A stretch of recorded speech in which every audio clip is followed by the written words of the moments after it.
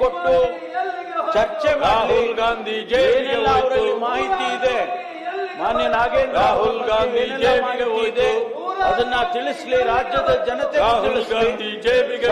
ನಾವು ಅದಕ್ಕೆ ಉತ್ತರ ಕೊಡ್ತೇವೆ.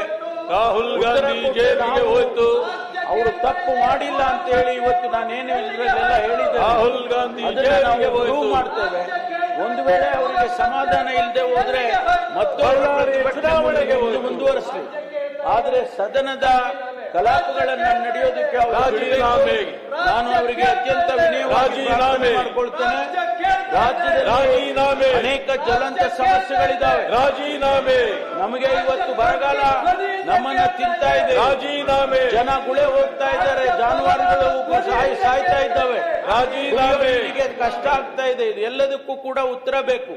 ಅದಕ್ಕಾಗಿ ಇಲ್ಲಿ ಚರ್ಚೆ ಮಾಡ್ಲಿ, ಬರಗಾಲದ ಬಗ್ಗೆ ಚರ್ಚೆ ಮಾಡ್ಲಿ.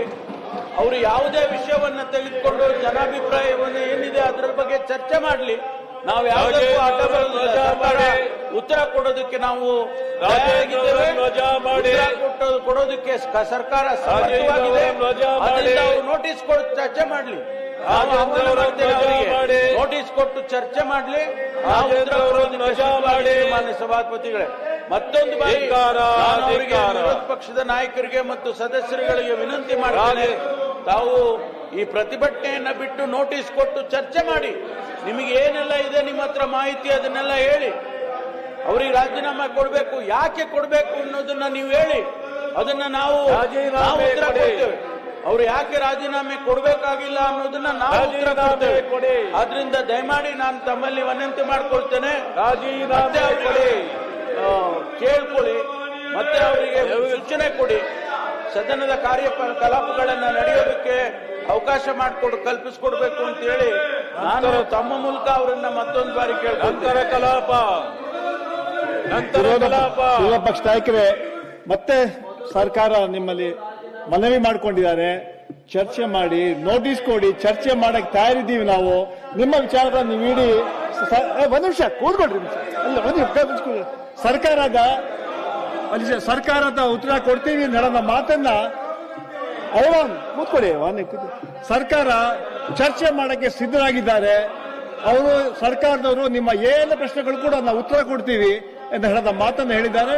ಮತ್ತೊಮ್ಮೆ ತಮ್ಮಲ್ಲಿ ಮನವಿ ಮಾಡ್ಕೊಳ್ತೀನಿ, ಕಲಾಪವನ್ನು ನಡ್ಕೊಳ್ಳಿಕ್ಕೆ ಅವಕಾಶ ಮಾಡಿಕೊಡ್ಬೇಕಂತ ನಾನು ಕೇಳ್ಕೊಳ್ತಾ ಇದ್ದೀನಿ. ದಯವಿಟ್ಟು ತಾವು ಕಲಾಪದಲ್ಲಿ ಭಾಗವಹಿಸಬೇಕಂತ ಕೇಳ್ತಾ ಇದ್ದೀನಿ. ಆಮೇಲೆ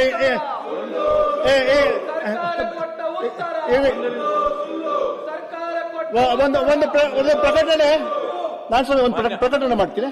ಒಂದು ಪ್ರಕಟಣೆ ಸಣ್ಣ ತಾವು ಹೇಳಿದ್ದಕ್ಕೆ ಹೇಳಿ ಒಂದು ನಿಮಿಷ. ಆಯ್ತಾಯ್ತು.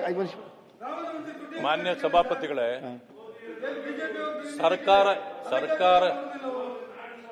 ಮಾತಾಡಿ ಮುಗಿಸ್ಬಿಡಿ, ಮುಗಿಸಿ. ನಾವು ಮಾತಾಡ್ಲಿಕ್ಕೆ ಸಿದ್ಧರಿದ್ದೇವೆ.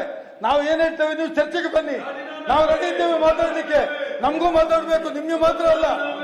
ನಾವು ಕೇಳ್ತಾ ಇದ್ದೇವೆ, ನೀವು ವಾಲ್ಮೀಕಿ ರಾಮನ ಹುಂಡಿ ದುಡ್ಡು ಹೋಯ್ತಲ್ಲ, ತಿಂಡಿ ಹೋಯ್ತು, ಇಲ್ಲಿ ಕಲೆಕ್ಟ್ ಮಾಡಿದಿರಲ್ಲ, ಅದರ ಬಗ್ಗೆ ಕೂಡ ಉತ್ತರ ಕೊಡಿ, ಅದರ ಬಗ್ಗೆ ಕೂಡ ಉತ್ತರ ಕೊಡಿ. ಮತ್ತು ಮಾತಾಡ್ಲಿಕ್ಕೆ ಬನ್ನಿ, ಚರ್ಚೆಗೆ ಬನ್ನಿ. ಯಾಕೆ ಓಡಿ ಹೋಗ್ತೀರಿ? ಚರ್ಚೆಗೆ ಬನ್ನಿ, ಯಾಕೆ ಓಡಿ ಹೋಗ್ತೀರಿ ನೀವು? ಚರ್ಚೆಗೆ ಬನ್ನಿ, ಮಾತಾಡೋಣ. ನಮಗೂ ನೋಟಿಸ್ ಕೊಡಿ, ನಮಗೂ ಮಾತಾಡ್ಬೇಕು.